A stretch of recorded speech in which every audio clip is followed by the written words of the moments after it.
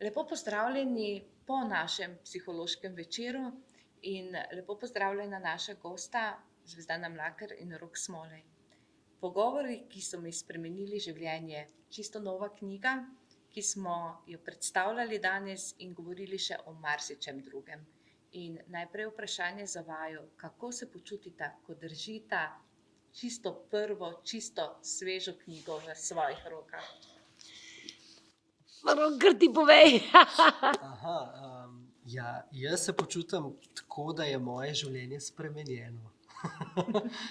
Pač to je poseben občutek. Meni je bil tudi vedno sanjski poklic.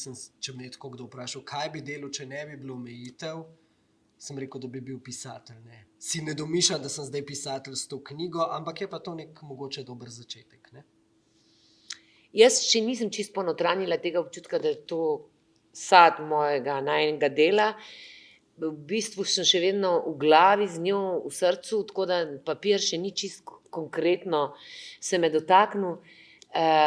Počasi, kapljico po kapljici, v bistvu leze vame ta neskončno mil občutek, da so se mi sanje uresničile kot deklica oziroma osnovnošolka, ko sem pisala spise, pa tako, pa mi je kakšna učiteljica rekla, ti boš pa pisateljica, ne.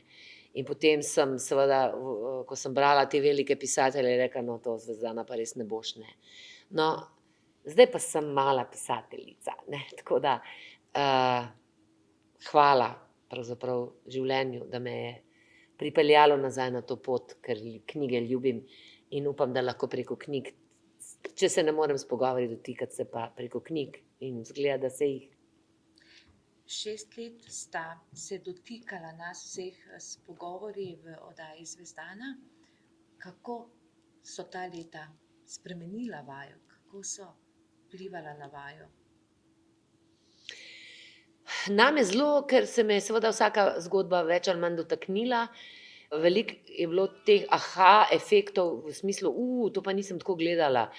Do tega, da na primer je bil kakšen pogovor, vidim te, slišim te, zame tako kot atomska bomba, od kod imam te občutke, da se mi zdi, da sem zdaj prvič videna in slišana.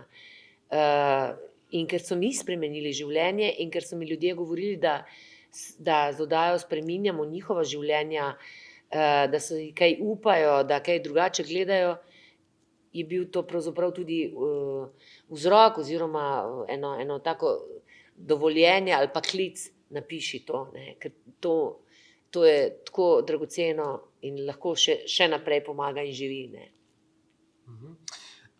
Jaz mislim, da je bil čisto vsak pogovor, ki smo ga posneli na televiziji, pač lekcija za vse nas v ustvarjalni ekipi.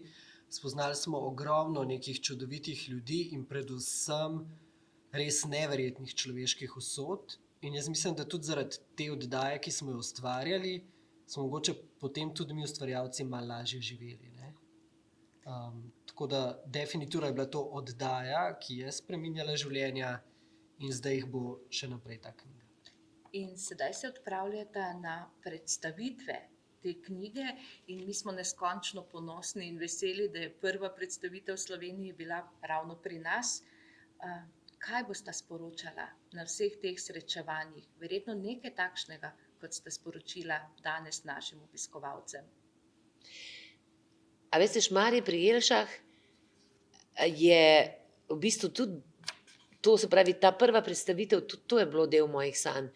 Ne na veliko, na široko, na pompozno, med ljudmi, med ljudi, tam, kjer je v to iskrenost in avtentičnost. In vse poti, kamorkoli naj jo bojo pripeljale, bi rada širila samo to. Splača se biti pogumen, splača se biti iskren, ne splača se preračunavati in v objemih, sočutju, v ljubezni, v razumevanju, v spoštovanju, tam je sreča doma, ne v denarju, ne v imeti prav in tako naprej. Bom jaz zaključil z enim sporočilom iz njene knjige. In sicer tako sva zapisala in to je bilo tudi najino vodilo, ko sva snemala oddaje. Vsako življenje je vredno zgodbe.